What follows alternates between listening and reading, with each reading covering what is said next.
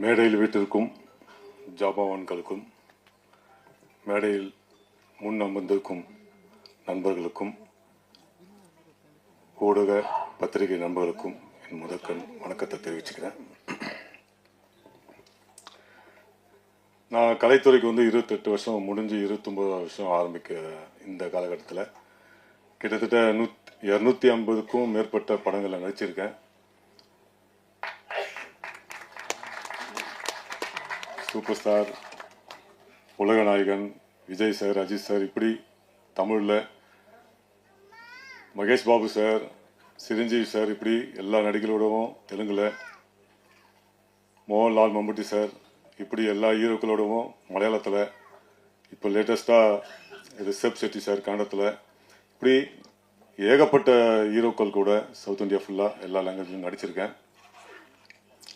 இந்த 250 படத்தில் பாதிக்கும் மேற்பட்ட படங்கள் புதுமுகங்கள், அறிமுகமாகிற படங்களில் நான் நடிச்சிருக்கேன். அதில் நிறைய சிறு தயாரிப்பாளர்கள் தயாரித்த படங்களில் நான் நடிச்சிருக்கேன்.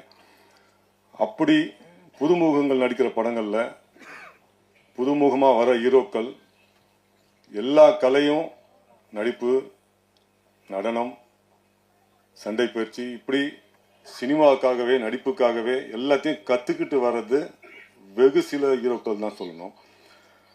அப்படி எல்லாத்தையும் கற்றுக்கிட்டு வந்த விஷால் சார் அறிமுகமான செல்லமை படத்தில் ஒரு கேரக்டரில் நான் நடிச்சிருக்கேன். அதே மாதிரி நம்ம ரோஜா கூட்டம் படத்தில்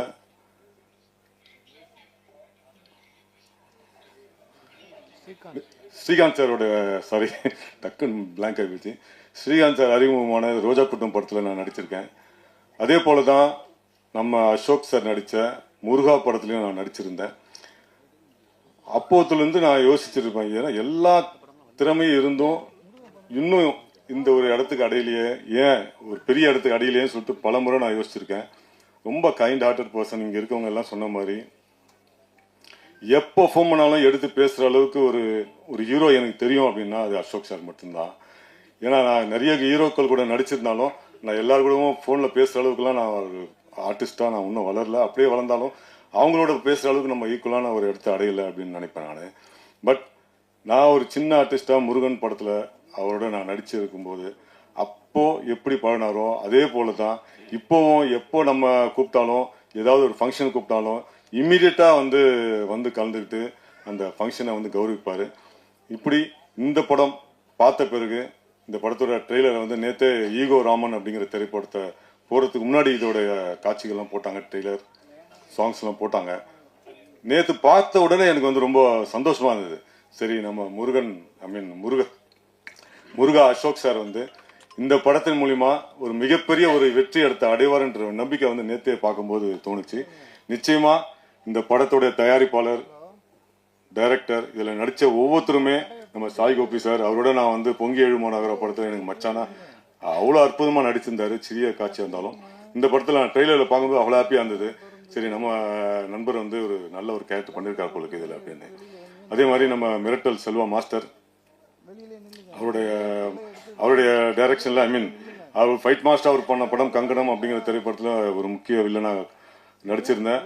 மிரட்டி விட்டு இருந்தாரு. அதே போல இதுல இந்த காட்சிகள்லாம் பார்க்கும்போது இது சிறு படம் அப்படின்னே சொல்ல முடியல. அந்த அளவுக்கு ஒரு பிரம்மாண்டமான படமா தான் இருக்கு. பாடல்களாகட்டும், காட்சிகளாகட்டும், இந்த மாடை வச்சு பண்றது எவ்வளவு சிரமமான விஷயம். அந்த சண்டை காட்சிகள்லாம் ரொம்ப அற்புதமா பண்ணியிருக்காங்க. நிச்சயமா இந்த படக்குழுவினர் அனைவருக்குமே ஒரு மிகப்பெரிய ஒரு வெற்றி படமா, ஒரு அடையாளமா அமையும்னு நான் நம்புறேன். இந்த படம் மிகப்பெரிய ஒரு வெற்றி அடையணும். வாழ்த்துக்கள். Thank you sir. அடுத்ததாக நாம் பேச அழைக்கிறோம். சின்ன திரை பெரிய திரை என்று பார்க்காமல் அனைவருக்கும் பிரியமான மனிதராக பழகும் நடிகர் சாய் கோபி அவர்களை பேச அழைக்கிறோம்.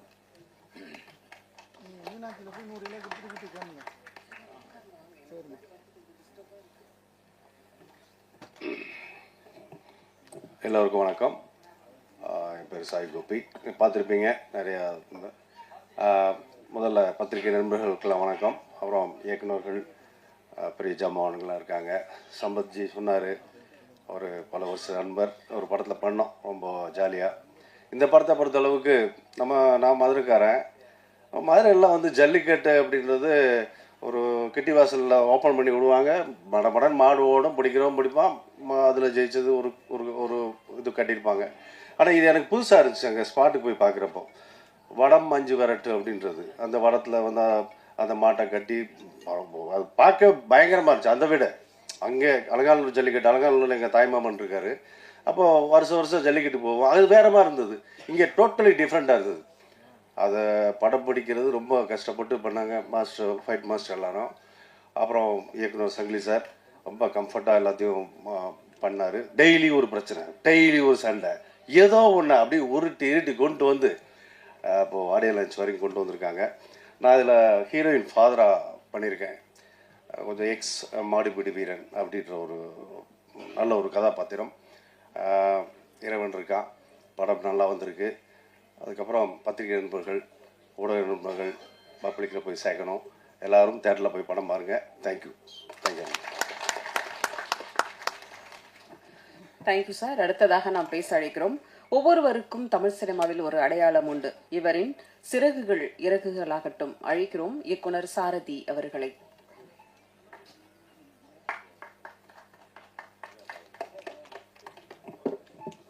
எல்லாருக்கும் வணக்கம்.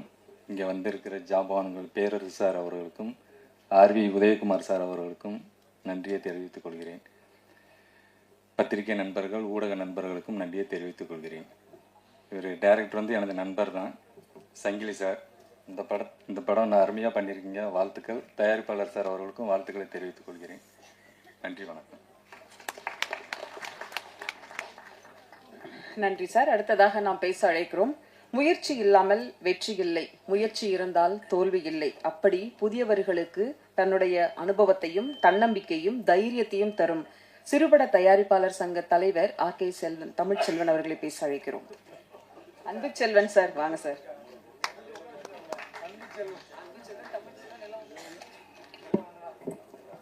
வணக்கம். வந்திருக்க மீடியா நண்பர்களை என்னுடைய பணிவான வணக்கம் தெரிவிச்சுக்கிறேன். மேலையில் அண்ணன் உதயகுமார் சாருக்கும் பேர் சாருக்கும் மேலே இருக்க அனைவருக்கும் என்னுடைய பணியான வணக்கம் தெரிவிச்சுக்கிறேன். இந்த ஃபங்க்ஷனில் கலந்துக்க முடியுமா என்னங்கிறது எனக்கு மிகப்பெரிய கஷ்டமாக இருந்துச்சு. ஒரு உண்மையை சொல்கிறேன், ஒரு முயற்சியை சொல்கிறேன். நீ தஞ்சாவூரில் காலையில் ஒரு கல்யாணத்தில் இருந்தேன். 9 to 10 கல்யாணம். அதுக்கப்புறம் சம்பந்தமெல்லாம் முடித்து 11:45 காரை எடுத்தேன்.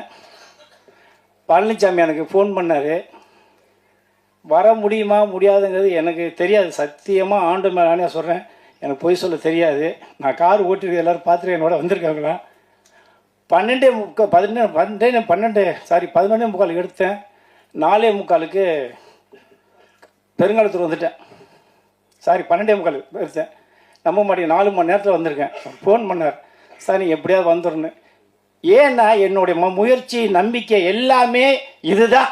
நீங்கள் நம்பலாலும் சரி, 4 மணி நேரத்தில் தஞ்சாவூர்லேருந்து வந்து நான் வந்து நின்று இந்த ஃபங்க்ஷனில் குளிச்சுட்டு நேராக வந்து கலந்துருக்கேன். இது நீங்கள் நம்பினாலே எங்கள் அம்மா மேலே நானே சொல்கிறேன். சத்தியமாக எங்கள் அண்ணன் நான் கார் எப்படி ஓட்டு வந்துருப்போனே, என் மாமனார், என் மாமியா, என் குழந்தைய எல்லாருமே உயிரை கையில் பிடிச்சி உட்காந்தாங்க. போய் ஊர் சேருவோமா சேர மாட்டோமான்னு. ஆமாம், யாரும் பயந்துட்டு நான் எதை கேட்ட திட்டுவார் ஏதாவது சொல்லிட்டு கீழே இறங்கணுன்னு என் பையன்ட்ட சொல்கிறார், தம்பி பேராண்டி உங்கள் அப்பா வந்து. ஏன்னா இந்த முயற்சி இருந்தால் தான் சினிமாவில் நம்ம சாதிக்க முடியும். அப்படி தான் இந்த பழனிசாமி வந்திருக்கார். 2 வருஷமாக அந்த படத்தை எடுத்திருக்கார். எனக்கு இந்த படத்தை பார்க்கும்போது பருத்தி வீரங்கிற ஞாபகம் தான் வந்துச்சு. அப்படியே தம்பி அசோக் வந்து கார்த்தி மாதிரியே அந்த கையில் கட்டி டான்ஸ் ஆடும்போது எனக்கு அதுதான் அப்படி மைண்டில் ஓடிச்சு. அது ஆர் உதயகுமார் சார் தெளிவாக சொல்லுவார், பேர் சொல்லுவார். ஏன்னா ஒவ்வொருத்தவங்களும் சினிமாவில் ஏமாத்தாமல் வந்தீங்கன்னா, நீங்கள் ஆர் உதயகுமார் சார் வரலாம், பேர சார் மாரி வரலாம், ஏன் சூப்பர் ஸ்டார் மாரி வரலாம். இன்றைக்கி ஒன்றும் இல்லை, நீங்கள் முதலமைச்சர் யாருன்னு நீங்கள் பார்த்துங்க. அந்த சொன்னது நான் மட்டும்தான். அரசியல் பேசக்கூடாது, இருந்தாலும் நம்மளால் போட்டு தர சிஎம் சார் நன்றின்னு. மார்ச் 27 இதே மீடியாவில் நான் தான் சொன்னேன், தமிழ்நாட்டில் யாருமே தனித்து ஆட்சி அமைக்க முடியாது, கூட்டணி ஆட்சி தான் வரும் அப்படி சொன்னேன். அதேமாரி விஜய் 100 சீட்டு வருவார், யார் வேணுமாலும் எழுதி வச்சேன்னு சொன்னேன். என்னெல்லாம் கிண்டல் பண்ணாங்க, இவர் ஏதோ சும்மா சொல்கிறாருன்னு. 108 சீட்டு வந்தார், ஜெயிச்சார், நீ சிஎம் இருக்காருன்னா. இதுதான் முயற்சி, இதுதான் நம்பிக்கை. யார் இன்றைக்கி 108 பேரில் 107 பேர் யாருன்னே தெரியாது. யார் எம்எல்ஏ வருவோமா, எம்பி வருமா, அத்தனை பேரும் ஒரு கனவுல ஜெயிச்சிட்டாங்கல்ல. அதேமாரி சினிமாவில் நீங்கள் வாங்க, பழனிசாமி மாரி தம்பி சங்கிலி வாப்பா, ரொம்ப கஷ்டப்பட்டு எடுத்துருக்க அந்த படத்தை எல்லோரும் போய் தேட்டரில் பாருங்கள். ஏன்னு கேட்டால் சினிமாங்கிறது யாரையுமே கைவிடாது. எனக்கு தெரிஞ்சு நான் பட்ட அனுபவத்தில் நான்லாம் கேட்காத ஆளே கிடையாது, நான் போகாத ஆளே கிடையாது, பார்க்காத ஆளே கிடையாது. எல்லாத்தையும் பார்த்து நீ சங்கம் ஆரம்பித்து நீ உங்கள்கிட்ட ஓப்பனாக பேசுகிறேன்னா எல்லாமே உண்மை, நேர்மை. ஜெயிக்கும் ஜெயிக்கும் ஜெயிக்கும், அதை மைண்டில் வச்சுங்க. இந்த படம் மிகப்பெரிய வெற்றி. ஒன்றும் இல்லை, இந்த சன் டிவி கலாநிதிமாறன் எடுத்துங்க. ஒரு வார்த்தை சொல்கிறேன், அவர் எவ்வளோ கஷ்டப்பட்டு வந்திருக்காரு. நீங்கள் நினைக்கிறேன் கலைஞர் பேரை அவங்க பேரை இவங்க பேரன்னு. சன் டிவி கலாநிதி மாற மாரி ஒரு கஷ்டப்பட்டு நான் 90 நான் அவருடைய கஷ்டத்தை நான் நேரடியாக பார்த்துருக்கேன். இதே முரசலில், இதே ஒரு கடையில் அங்கே முரசலில் அந்த பெயிண்ட் அடிக்கிறதுக்கு எவ்வளோ கஷ்டப்பட்டு இது பண்ணாருங்கலாம் தெரியாது. அதுமாரி ஒவ்வொரு ஆளும் கஷ்டப்பட்டவங்க, ஒவ்வொருத்தரும் முயற்சி பண்ணி மேலே வாங்க. இந்த வட மஞ்சு வரட்டு, அந்த வட மஞ்சு வரட்டு வந்து புதுக்கோட்டை, தஞ்சாவூர் இந்த பக்கம்தான் இந்த கயிறு கட்டி விடுவாங்க. நான் சின்ன பிள்ளைகள் எனக்கு ஒரு 15 வயசுமா பார்த்துருக்குறேன், வண்டி மேலே ஏறுவது. அதனால் இந்த மஞ்சு வரட்டு வந்து மிகப்பெரிய வெற்றி அடையணும். மீண்டும் அடுத்த ஒரு பருத்தி வர படமாக வரும்னு சொல்லி வந்திருக்க அனைவருக்கும் நன்றி தெரிவிச்சோம். நன்றி, வணக்கம்.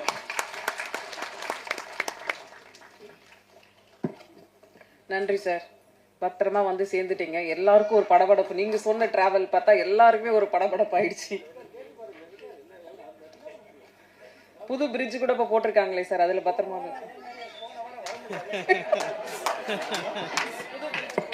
ஆமாம், போன வாரம் இதே இதில் வர முடியல, இந்த வாரம் வரலன்னா தொடர்ந்து வரல. ஏன் சங்கப்படுத்து நான் வரலன்னா வேறு யார் வர முடியும் என்ன அப்படிங்கிற ஒரே காலத்து வந்தேன். ஆனால் இவங்க சொன்ன மாதிரி எங்கே பார்த்தாலும் தஞ்சாவூர்லேருந்து சேத்தியாரத்துக்கு வரைக்கும் வெறும் பிரிட்ஜ் தான். கண்ணை முட்டை கொட்டு வரலாம். அந்த வந்தேன், யாரையும் ஓவர்டேக் பண்ண முடியாது வந்துட்டேன். நன்றி. பாயிண்ட் யாருமே ஓவர்டேக் பண்ணாமன்றது. தேங்க்யூ. அடுத்ததாக நாம் பேச அழைக்கிறோம். பொறுமை, உழைப்பு, முயற்சி அத்தனையும் சேர்த்து செலவிட்டு வெற்றி வாகை சூடிய தலைமுறை தாளாட்டும் எஜமான் இயக்குனர் RV உதயகுமார் அவர்களை பேச அழைக்கிறோம்.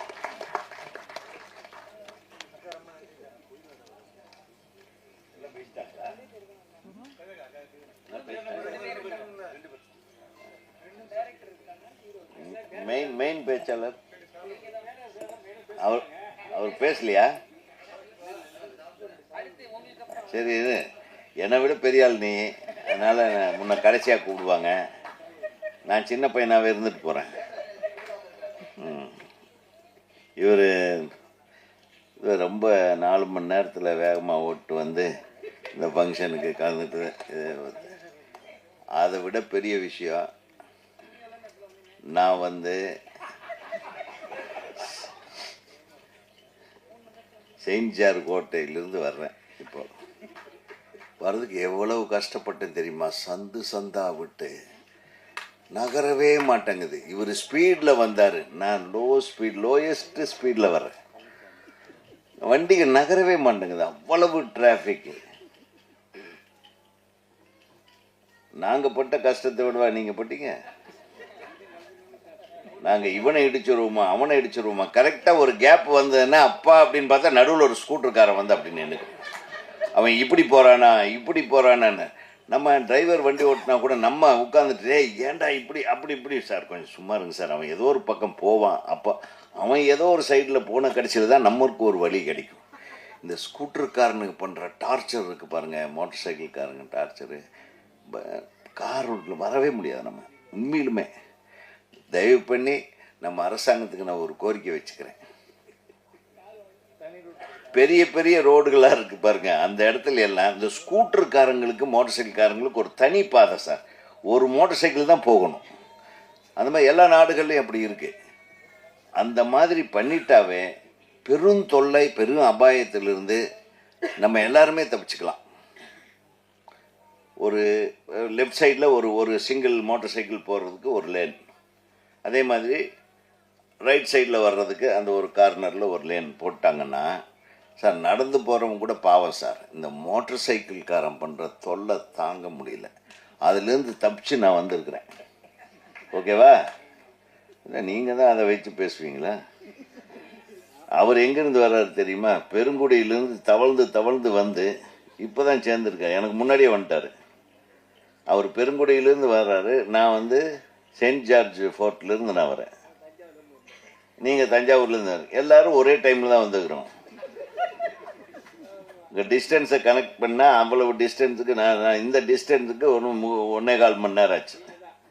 அப்படின்னா நாங்களும் தான் கஷ்டப்பட்டு வந்திருக்கிறோம் இந்த படத்தை வாழ்த்துவதற்காக என்பதை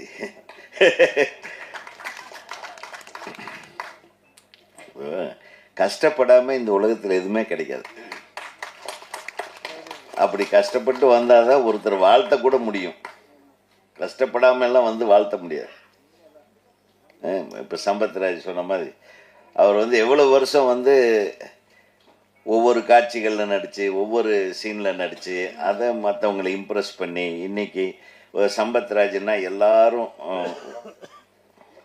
சம்பத்ராம்னா இப்போ எல்லாரும் மைண்ட்லேயும் வர்ற அளவுக்கு அவர் இந்த அளவுக்கு வளர்ந்துருக்காருன்னா அவருடைய உழைப்பு வந்து ஒரு நாள் 2 நாள் அல்ல.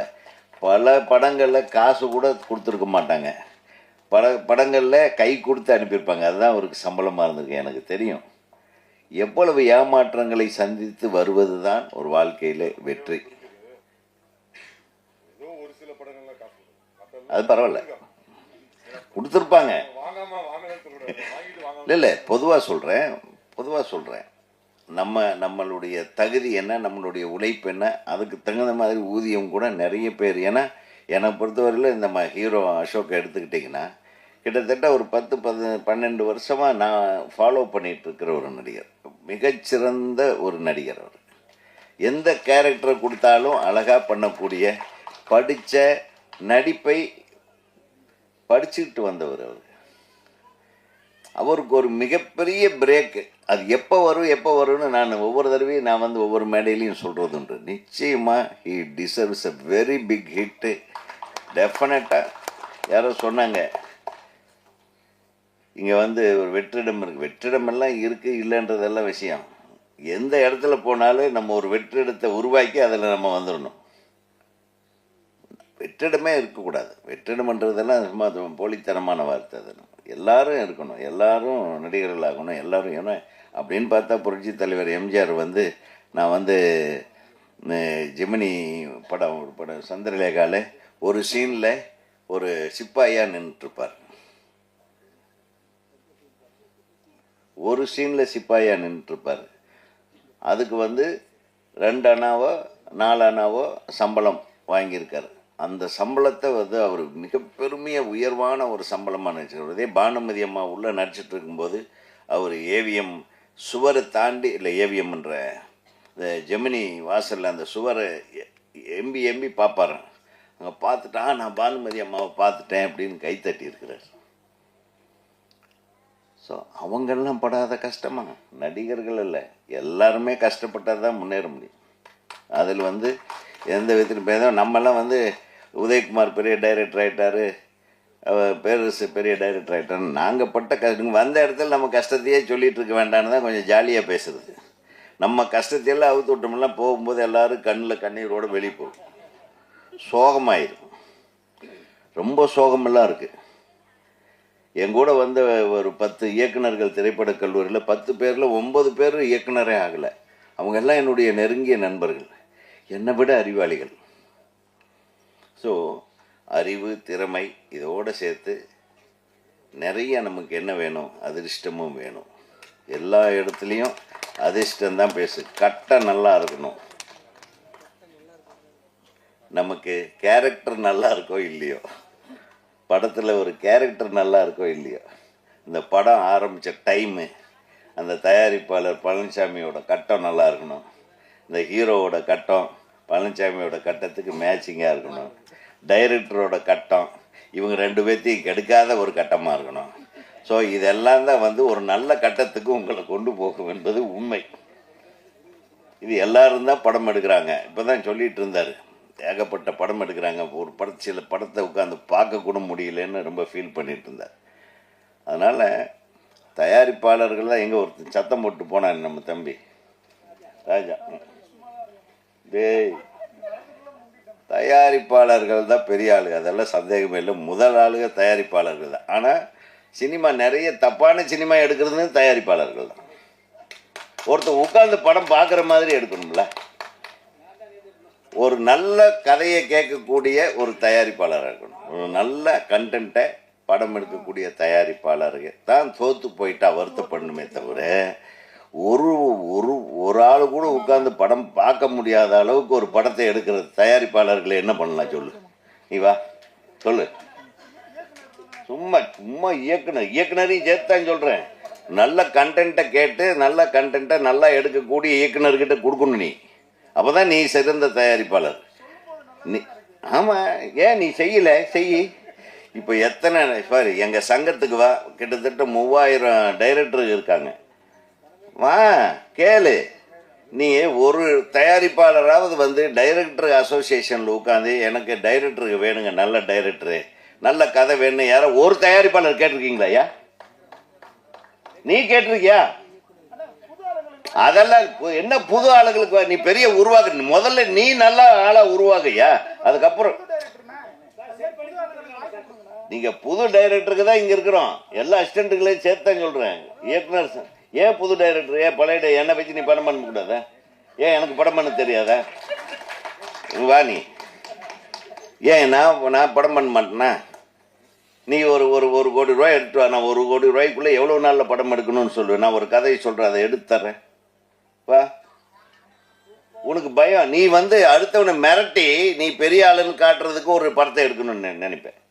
அதல்ல, உன் படத்தினுடைய அதாவது இந்த கண்டென்ட்டும் அந்த படத்தை எடுக்கக்கூடிய விதமும் அந்த படத்தை பார்த்த உடனே மக்கள் பாராட்டுற இந்த விதமும் பார்த்து உனக்கு பேர் வரணுமே தவிர இருக்கிறவங்களெல்லாம் அடிமைகள் மாதிரி நடத்தி நானும் தான் ஒரு படம் நான் சொன்னபடி எடு அப்படின்றது அல்ல படம்.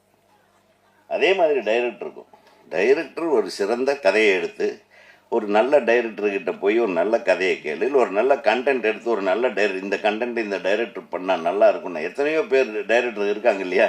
நீங்கள் பல படம் பார்த்துருக்கீங்கள? எந்த படத்தில் எந்த டைரக்டர் எந்த மாதிரியான கதையை சிறப்பாக பண்ணியிருக்காங்க, அந்த மாதிரி ஒரு டைரக்டரை தேடி வந்து பிடி. நிறைய டைரக்டருக்கு வேலை இல்லாமல் இருக்காங்க, நல்ல டைரக்டருக்கு, என்னையும் சேர்த்து. சும்மா எல்லாம் பேசக்கூடாது. சும்மா நீ புது டைரக்டரை வச்சுட்டு அவனுக்கும் டைரக்ஷன் தெரிய மாட்டேங்குது, உனக்கும் கதை செலக்ட் பண்ண தெரிய மாட்டேங்குது. அப்புறம் வந்து ஏதோ நடிக்க சொல்லு, அப்புறம் இவனுக்கு சரியாக படம் எடுக்க மாட்டேன்ற கம்ப்ளைண்ட் வேறு கொண்டாந்து கொடுப்பீங்க டைரக்டர் அசோசியேஷன். முதல்ல அந்த டைரக்டர் மெம்பரே இல்லைப்பா, நான் எப்படி கம்ப்ளைண்ட் எடுக்கிறது? புரியுதா உங்களுக்கு? அதனால சொன்னேன், நான் உன்னை கம்ப்ளைண்ட் டைரக்டர் அசோசியேஷனில் மெம்பர் ஆகிடு. நாளைக்கு உன் ப்ரொடியூசருக்கு உனக்கு பிரச்சனை வந்தேன்னா நான் தான் காப்பாற்ற வேண்டியதாக இருக்கு. புரியுதா? நான் கொஞ்சம் ஓப்பனாக பேசுகிறேன்.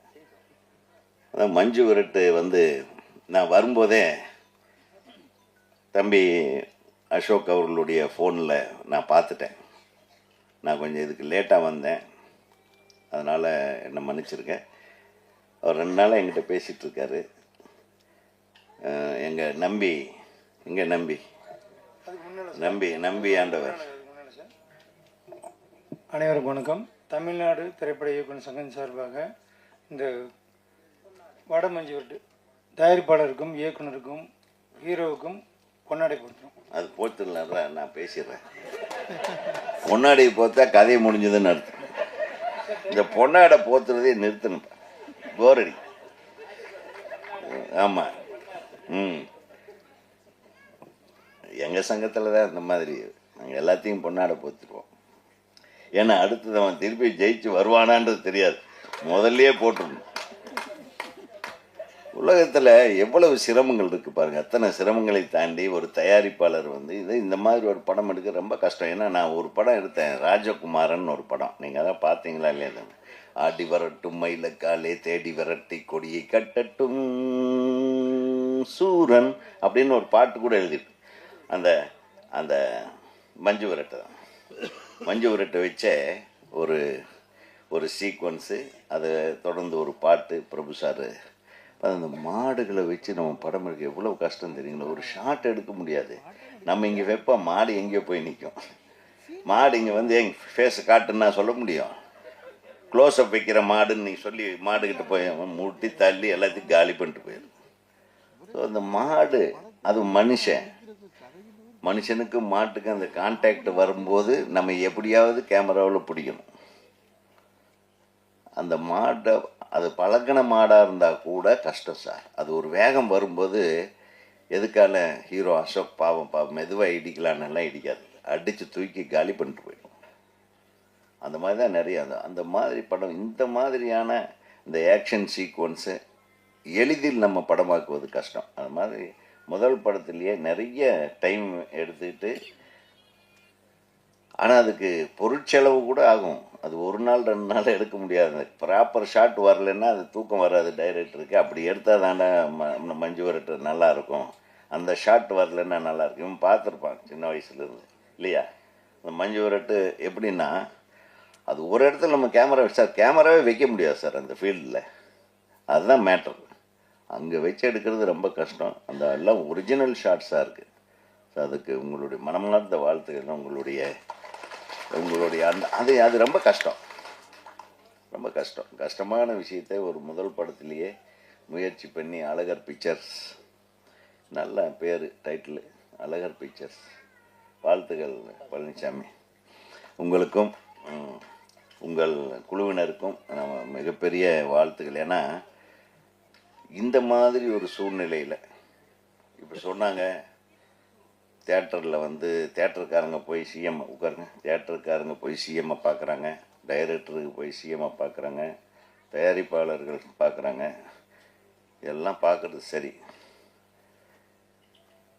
நான் நம்ம சிஎம் கிட்ட எதிர்பார்க்கிறது என்னென்னா, இன்றைக்கி திரைத்துறை, தமிழ் திரைத்துறை தான் மிகவும் காப்பாற்றப்பட வேண்டிய ஒரு சூழ்நிலையில் இருக்குது. மற்ற எல்லா திரைத்துறையும் தெலுங்கு, மலையாளம், கன்னடம் கூட நல்லா இருக்கு. இது ஏன் காப்பாற்றப்பட வேண்டிய இடத்துல இருக்குது அப்படின்னா, இதுக்கு காரணம்னு பார்த்தா எல்லா துறைகளுமே காரணம். எந்த துறையுமே இன்னும்